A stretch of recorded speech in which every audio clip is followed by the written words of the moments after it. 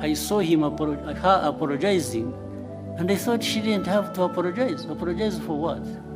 nasabye imbabazi kubera ko ndi umucuruzi mfite televiziyo minisitiri kuvuga ko tutize dufite ibintu bitameze neza nshobora gutakaza isoko nagombaga kujya mu ruhande rumeze rutya ariko kuri jewe waritakaza wa apologizing when you apologize babona nasabye imbabazi nabo bambabarire there was absolutely no reason to apologize. None. In fact, Olivier, Minister should have apologized to have even himself gone into exchange with the journalist over this nonsense. This is absolute nonsense.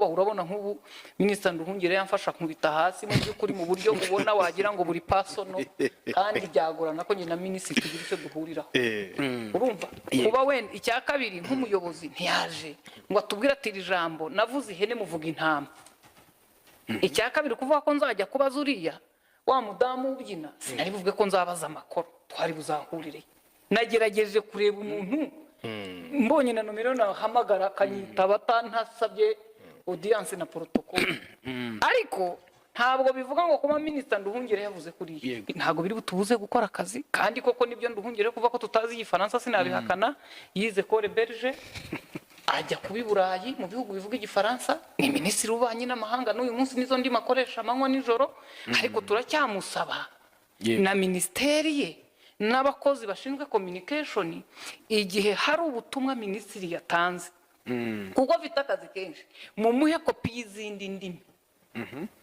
none se ko nshimye yari yashubije igifaransa wenda abwira Kongo twe nk'abaturage tuzi ko ari minisitiri w'ububanyi n'amahanga w'u Rwanda twari bumenye ibigenda bite turagenekereza twe ntabwo dusemura inyuguti ku yindi nk'ababanditsi b'ibitabo bakura mu rurimi bashyira mu rundi na perezida iyo habaye event hano avuga mu kinyarwanda nza akabwira abari bamukurikiye ati mureke n'abashyitsi nganire nabo akavuga urundi rurimi kandi cya kabiri niba twarasemuye nabi n'igifaransa ntabwo dukomeye kurusha perezida wavuze icyongereza i Bugande nta kiyobora repubulika abantu mwici bikuba ngo abantu mu bireme bamwe muviremo kuza kubahuka minisitiri abari barabuze uko muntinyuka namwe mumbonereho urumva rwose ubu ariko nuko numvishe wa mugabo yampana ngo atamerewe neza yampana sinumvishe sinzi ngo ibibazo afite ntarahamenye ibyo ari byo ariko yari yaririmbye akaririmbo keza kuko ngo yamaze kubamenya Before that, Scovia, Mr. President, exchange nabonye hagati yawe na Minister Olivier byari ibiki? Interested kumenya kuko nayo ukurikiranye nkagerageza kureba ikibazo kirimo nkakibura.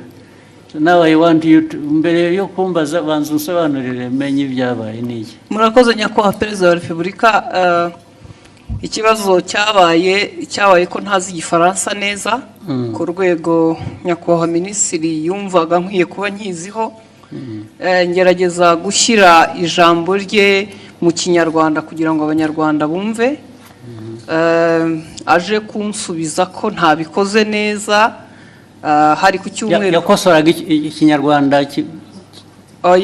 ni ukuvuga ngo hari message yari yanditse cyangwa ubutumwa mu gifaransa asubiza yavugaga kuri ishu ya Kongo hari abo yari ibyo yasubizaga tugerageza gushyira mu kinyarwanda ngira ngo ntitwabivuga neza nk'uko igifaransa kibivuga tugenekereje ariko se kuvuga neza hari icyo mwanyuranyijeho se cyo yavugaga ntabwo twakimenye kugeza ubu kubera ko ndavuga isi ushobora kuba yaravugaga ikintu mukagisobanura mu buryo butandukanye n'ibyo yavuze ubwo ni nko kuvuga ngo mwavuze ibyo atavuze ariko hari no kuvuga ibyo yavuze wenda mu rurimi we yumva rudahagije biratandukanye yego icyo cya kabiri igihe nta kibazo mbonamo kuba wavuga ibyo navuze n'ubu ngubu nimuva ugenda ugasobanura ibintu navuze cyangwa nashubije mu nzira iyo nabishyiragamo ariko wenda ururimi rukagobwaho akantu gato ntabwo njye nabibonamo ikibazo ariko ugiye ugahindura ibyo navuze Yesu ukavuga ko navuze no, ubwo biba byahinduye isura, aho niho nagira ikibazo. Niko byagenze or what happened? ntago twigeze duhindura icyo yavuze, nuko tutakivuze mu gifaransa ngira ngo cyanyacyo, kuko na message utabisobanuye mu Kinyarwanda ngo gihwanye n'igifaransa cyiza yavuze. Noneho ushaka intambara z'ubusa kweri.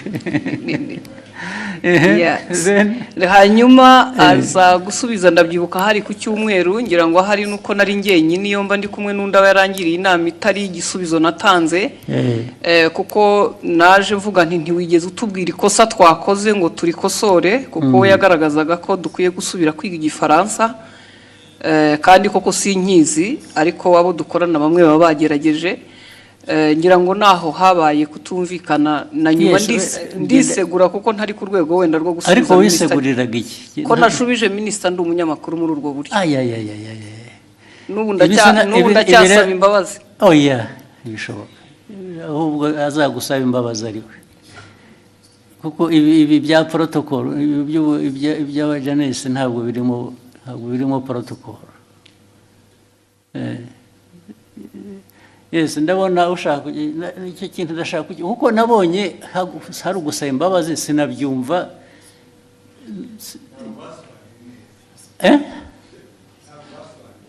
Ya kudasobanura neza, ariko nabyo bifite ikindi bivuze bibiri. Neza no kuvuga ko ibyavugwaga mu Gifaransa sibyo byavugwaga mu Kinyarwanda. Biratandukanye. So kuvuga ko Ikinyarwanda cyari kibi. Oya. Ntabwo cyasobanuraga icyo Igifaransa cyavugaga. Byanyuranye bite? It was not opposite. Sinibuka neza no sinibuka, ariko icyo gihe twarabibonye twese tuti niba mutazi Igifaransa nta mpamvu yo gukomeza kuvuga mu Kinyarwanda mwihimbira. Ariko ubwo namwe mwagiye mu rurimi gusa ntimwareba content. Nge ndashaka kumbwira content. Nyakubahwa unyemereye buretse content nuko cyanyuranyijeho ni iki yavuze iki ku buryo kinyuranyije n'icyo undi yari yavuze. Aho izo mvi zanjye zintaye mu gihe, kuko no ariko icyo nibuka icyo gihe, kuko twese twabibonye icyo minisitiri nta makosa yakoze, avuga ati hari ibyo gihe navuze, mwebwe musobanura mubwira abanyarwanda ibitari byo. Yes, ariko ntabwo wavuga utyo gusa utavuga ibyo ari byo nawe. Muri aka kanya mu mbabari nizo urabivuga n'imbaraga ukagira ngo kuko hari substance, hari na form, hari content na form. Content ya misrepresentinze ni iyi, ariko the form bijyanye na language bishobora kuba bitari uko bikwiye kuba bimeze cyangwa uko byumva, ariko did it change the content? Yes. Uravuga yes, nakubaza ntabwo bizi. Nibyo nibuka, ariko na minister nawe arahari. Of course, n'ubundi iyo mbwira nkabaza minister na mbere hose. Yes, minister tubwire. Very important kuri jye, nabonye abantu bahereka. Ariko nta protocol iri mu bibi bintu. Nabonye hari wasubiza ngo abwiye minister nabi, minister nabi ko tubaze. Murakoze Your Excellency. Ntabwo byari ikibazo cya protocol, ntabwo byari n'ikibazo cyo gusubiza minister nabi. Nge nta kibazo nari mbifiteho. Ikibazo ni content. Nari navuze bijyanye n'inama yabereye i Nairobi ya Africa Forward Summit twari twagiyemo. Tujya ku substance nyine quickly, kuko guverinoma ya Kongo yavuze yuko ngo mu nama ngo bavuze ko u Rwanda rwabateye bakabibwira bari mu nama, kandi iyo nama ntabwo perezida wa Kongo yari ayirimo, yaje irangiye bazanye umukandida wa muri francophonie. So abanyekongo ibyo bavuze nibyo bitari byo. Hanyuma ndabivuga muri tweet mu Gifaransa mbabwira ko ibyo bintu mwavuze ko abanyekongo ibyo bavuze atari byo.